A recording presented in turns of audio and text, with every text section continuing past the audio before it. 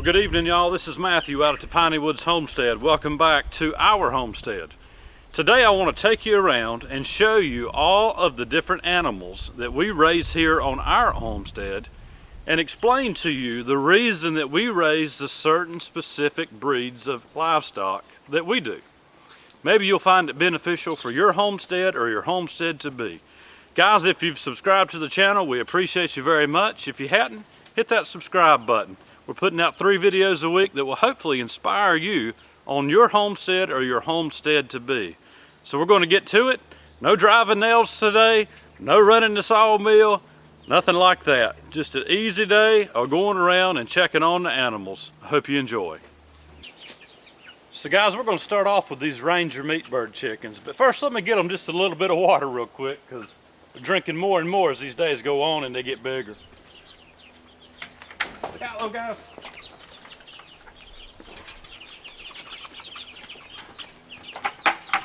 Look out, look out, look out.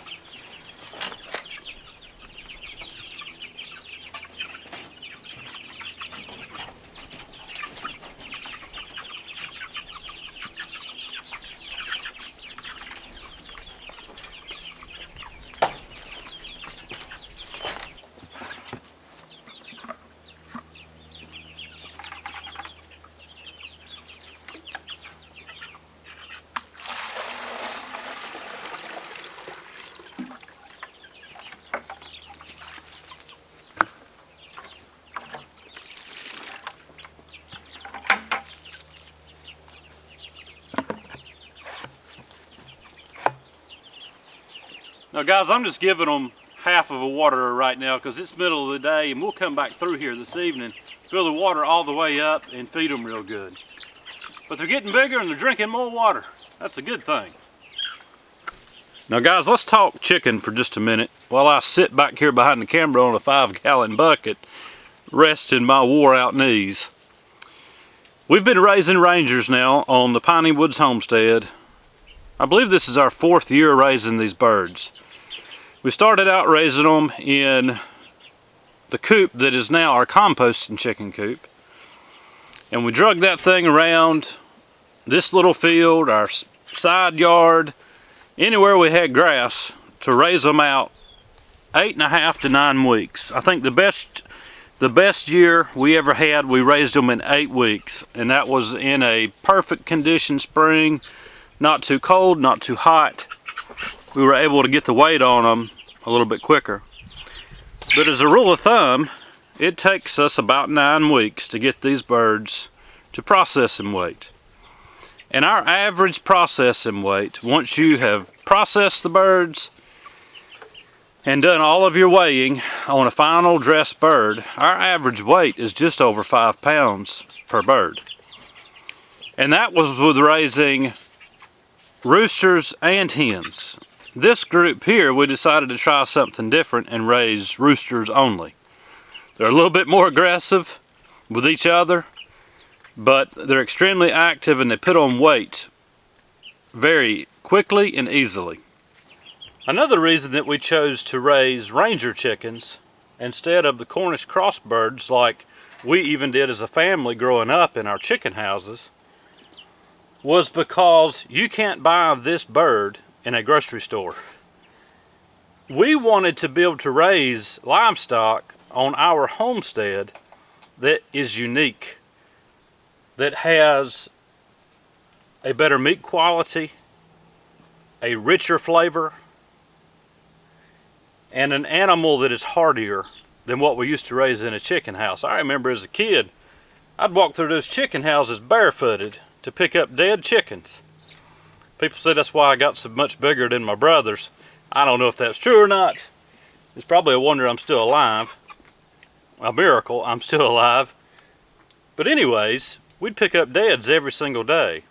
That's just the nature of it when you've got so many birds confined to basically 1 square foot per bird in a chicken house. Nothing wrong with that if that's what you want to do. We did it on the family farm when we were younger.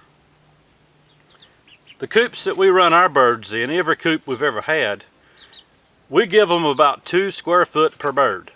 And we have found that that keeps them from getting too aggressive with each other Gives them a little bit more room to roam around, and it gives us that 1 to 2 day manure load we're looking for before we have to move them. Guys, another thing about these chickens is they're very docile. They're not like an old white leghorn that's going to jump up and try to flog you in the leg every time you walk by. These birds are actually very gentle. Now, we've raised some in the past that are a little bit schizo, and they'll want to jump on your leg and stuff like that, but so far this flock has been very docile. Now let me talk about the meat quality real quick. This is bar none the best chicken we have ever prepared in our kitchen. The way that we do it is we'll process, and then we will put those birds on ice or in ice water in deep coolers for 24 hours minimum. You can go 48 if you want to. You can even go 36 hours. We have found that 24 hours is sufficient. When you cook that chicken, it is so tender that you don't even need a knife to cut it. And it doesn't matter which cut of the chicken you're working with. But as far as the flavor goes, it is bar none. Bar none. I'll never go back to a chicken store chicken. That's what I say, chicken store. Chicken house chicken. I'll never go back to that after having these birds as long as we have now. Now, another thing that folks want to know is how much does it cost you to raise those chickens? Can't you just go to the store and buy it a whole lot cheaper? You can go to the store and buy a 99-cent a pound whole chicken if you catch it on sale. But it's not going to be this Ranger chicken. It's going to be a Cornish cross. Now, if you go to a Whole Foods market, you might be able to find this specific breed of chicken in a pasture-raised setting for probably $20 to $25 a chicken. We keep meticulous notes on a spreadsheet every flock that we raise, and we put in every bit of feed that goes into those birds to grow them out to that 8 or 9 weeks. We put in the water consumption, the whole 9 yards. And the best we have done so far is just under $2.20 a pound to raise our own chickens. And we feel like that is more than worth our time to do it, because we know the quality of bird that we're getting. We know that it's been raised in a humane and clean environment, and we know that we did it ourselves, and there's a lot of gratification in that that's worth to me more than $2.20 a pound. So y'all, that's my little take on raising our Ranger chickens on the Piney Woods Homestead. The reasons that we do it, why we like it so much, and the reason we'll continue to do it as long as we're able to do that. Now let's talk about the chickens we have inside of this composting chicken coop for a minute. The brown and white birds, those are called Sussex. They're all Sussex hens. The white birds, those are Delaware Roosters. The Delawares come from the state of Delaware. It was actually a commercially produced broiler chicken for many years prior to those Cornish crosses that we see now. To my knowledge, the Sussex comes from England, hence the name Sussex, location in England or Britain. And apparently it dates even back to the Roman times. But those birds, both of these types of birds, were raised for meat production as well as egg laying production, kind of a dual purpose bird. So what we have done is we have taken the largest hen in that specific type of birds, the dual purpose bird. We've taken the largest hen that we could find and the largest rooster that we could find, which was a Delaware, based off of our research. And what we have in mind to do is to hatch eggs off of these chickens and use those to run in our chicken tractor for meat birds. Now, we're not expecting 9-week results like we get with those Ranger chickens, which is why we'll continue to raise Rangers as well. But we want to be able to raise something that's specific to Piney Woods Homestead that we have created in a sense on our own. to give us some sort of sense of accomplishment in doing that for ourselves, as well as using these chickens to help us build compost to amend our garden vegetables with. So we're excited to see in the spring how we do at incubating some of these chicken eggs and how well they do at growing out for a meat bird. So this is a trial run, it's a test, and we're hoping it'll work out pretty good. I've got confidence that it will do well. My hope is that we can still raise a meat bird out in a time frame no more than 12 weeks. Just a way to do something on our own that's unique to Piney Woods Homesteads. And we'll see together how that plays out. Now y'all, the birds that we'll be raising in this new deer stand, the chicken coop build that I've been working on, they're a mixture of birds that came from my father-in-law. Actually, we hatched them here. He gave us, I believe it was 22 eggs. Not sure how long they had been in the coop, but we hatched out, I think it was 13 of those. And those 13 are living in a small coop that was designed for 6 birds. So I've been working as fast as I can to get those birds into this new roosting area and the new big run that we're going to be building. And we're almost there. Just need a few more days of milling lumber and getting that done. But inside this coop will be a cross between some Delawares and Rhode Island Reds. I believe there might be a Sussex hen in there, and maybe even some straight up Rhode Island Red, but they should be decent egg layers to provide us with a constant daily ration of eggs, so long as you feed them a high protein feed. Stay away from the 16% protein feed if you want decent egg production. Go ahead and get up there if you can to that 20-22% feed. You're going to see that you get better results, especially over the winter when you've got less sunlight. I know that affects your egg production. It has for us in the past. It's going to keep you in a few more eggs. Your shells are going to be good and hard if you've got the right minerals in there with it, so make sure you do that. But we're raising these birds because that's what our father-in-law was able to provide to us. We originally were going to do buff Orpingtons because we've raised those in the past and really like them, nice big brown eggs. But we decided, hey, why not?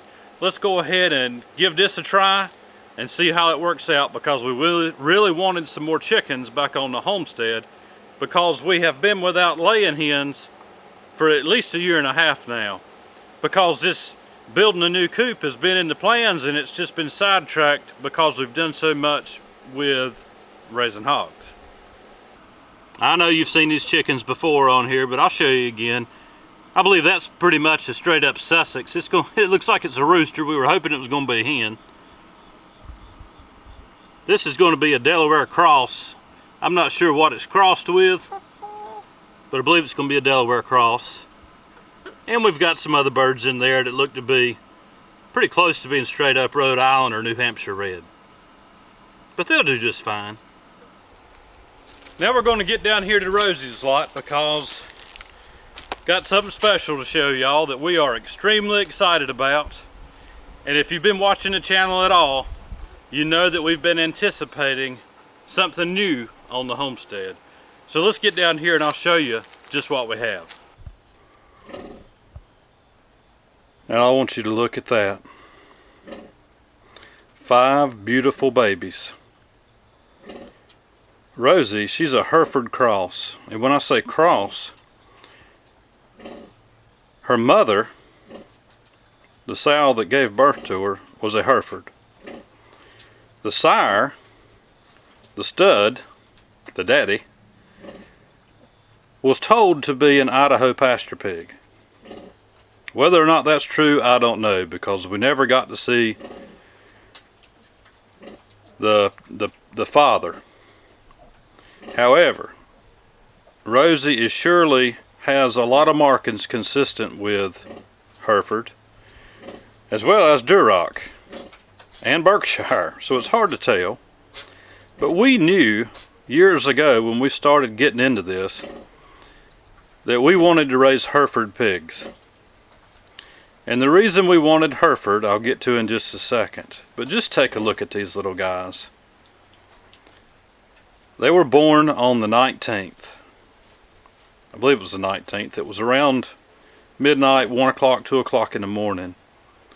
She actually had 6, and one was laid on that I found the next morning. I had been down here with them while the farrowing was taking place to try to assist, and Lisa was down here too. But I'm talking kind of quiet just because I don't want to startle these little guys or Mama. But y'all, they are some beautiful, beautiful piglets. And we are beyond excited. Feeling very blessed. Now we got one little one right there. He's a little boar pig. You can tell he's the smallest one.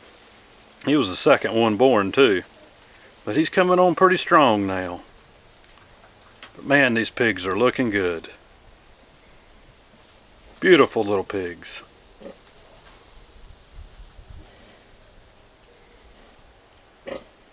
And Rosie is doing a fantastic job.